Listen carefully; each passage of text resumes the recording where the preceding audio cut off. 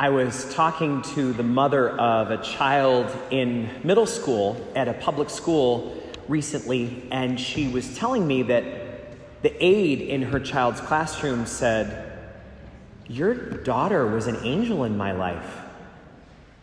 And the mother said, "Really? Tell me more about that." She said, "Well, it feels like every day she comes to school and says, 'You've got to come to church with me sometime. You'd love my church. It's so great. You should come and have church with me. I'll sit with you if you come.'" And she said, "So one Sunday I was free and I thought, that'd be sweet. So I came to church and your daughter came over to me right away and sat with me and told me all about what to expect next in the worship aid. And she was just so welcoming. And you know, I didn't realize how much I needed that. It felt really good to be in church." And the mom said that after that conversation, she saw her perusing the literature rack and taking things with her for home. If Jesus is the light of the world, if this faith really is what lights up our lives and lights up the path before us, why wouldn't we share it? I think for a lot of us, the reason that we wouldn't share it is because we have experienced proselytizing. We've been put upon. We've gotten to hear long-winded answers to questions we didn't ask. And it doesn't feel good. It's off-putting. And we don't want to be like that. But last night at the 4:00 Mass, a lot of our parish children participated in a reenactment of the Christmas story that we just heard in the Gospel. And there were angels and shepherds and cows and goats and the Holy Family.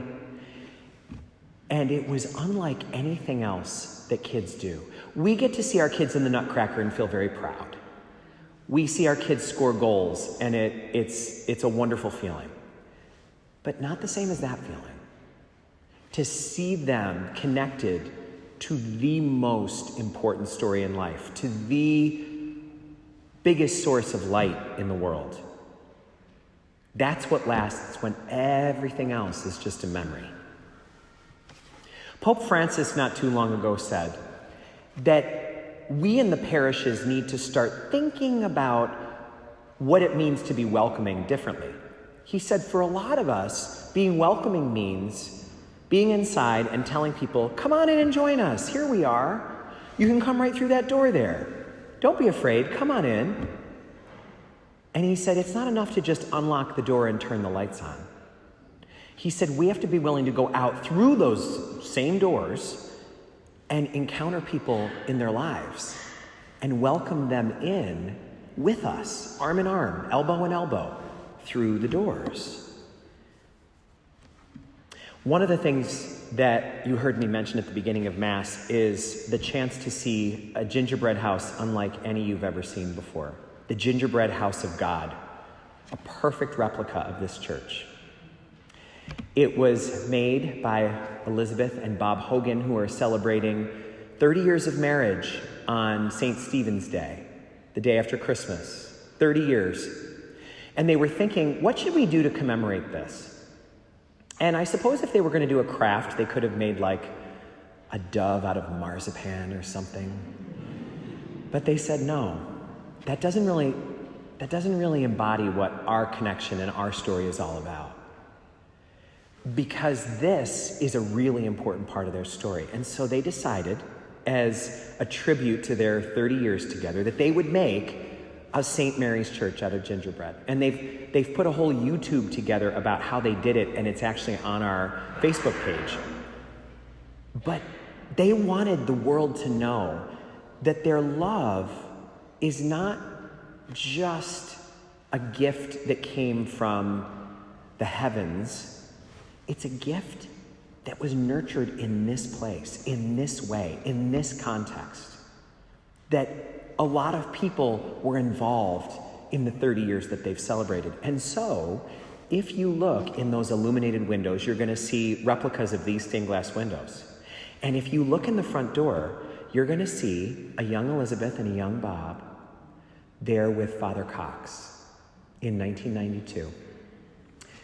And they then didn't just make this, they brought it to the Queensbury Hotel and enrolled it in the Festival of Trees. And I went, and I got to tell you, it was the only religious thing I saw there. Most people don't wear their religion on their sleeve, so to speak, but they wanted people to know, no, our love takes place here. Its roots are here. As beautiful as that is, there's actually another step that we're all invited to that might feel even harder, even a little more vulnerable. And that is to try to become the kind of people that other people want to know the secret of. Have you ever met someone and had that feeling? Have you ever met someone and thought to yourself, what is she on?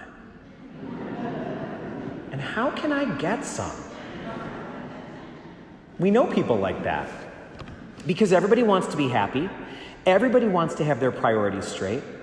Everybody wants to be wise and discerning and be strong to face life's challenges and have peace. And when we meet someone like that, we think, what's his secret? How does she do it? What's her secret behind that? In one of my former parishes, I'm very close with a woman whose grandchildren call her Nana. She's in her late 80s now. And I don't think you should rank cooks. I don't think it's good to rank them. I think that can be a very controversial thing, but she may be the best cook in her town. And she makes an eggplant that you would give a kidney for. And people always want to know the secret. What's the secret of your eggplant? How is it so thin and crisp? And what's the secret to your sauce? What's the secret to your cutlets? What's the secret? But she has a bigger secret because she is a widow and has survived losing her husband. And on top of that, she's lost 2 of her 5 children as adults, both tragedies. And yet, she has joy. She has peace. You can see it in her. She has what one writer has called a bright sadness. Do you know what that means to hear that, a bright sadness? Someone who's been through a lot. You can see it in their eyes, but it doesn't make them gloomy.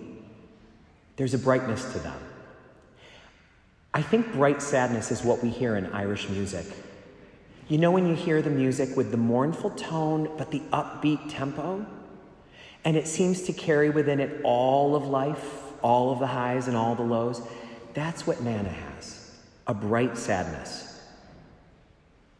And her grandkids love her. During COVID, they wanted to vacuum seal her.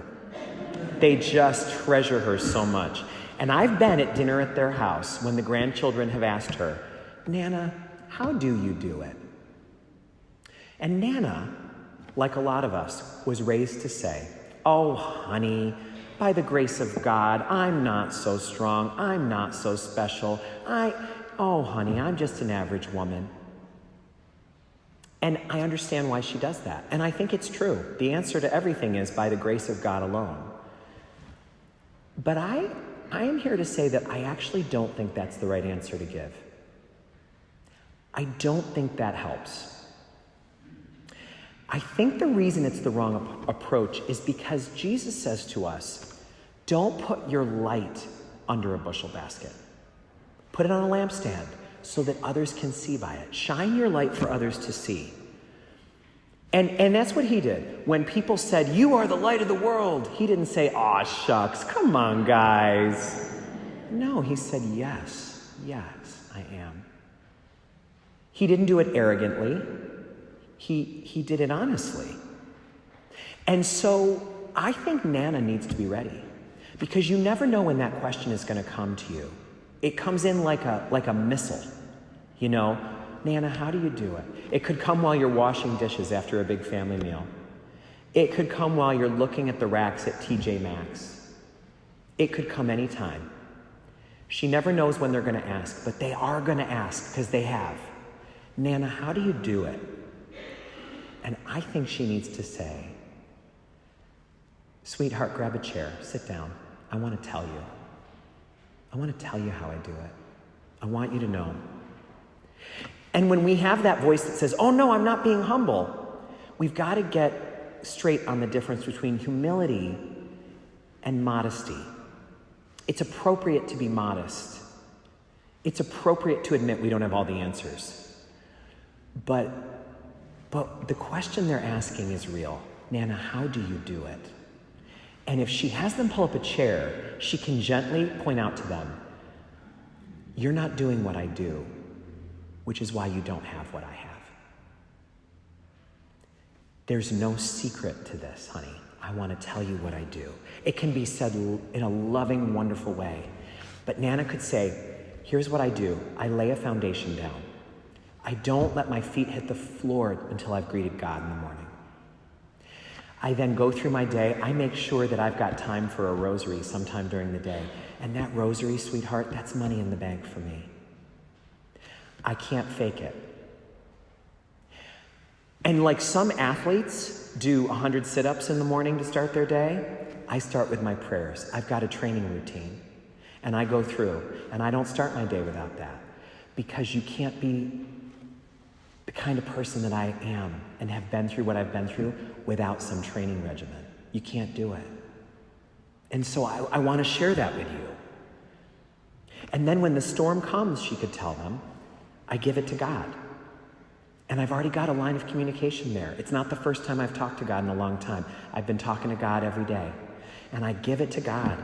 And then, once I've done what I can do, I don't have to sit there and do nothing. I can go back to my drills. I go back to my rosaries. I go back to doing my sit-ups. I go back to doing my squats. And I've got something I can turn to. And she can tell them honestly, you can't fake it. When the storm comes, you can't quickly try to do 100 days worth of drills. You can't do it all like that. You got to do a little bit every day.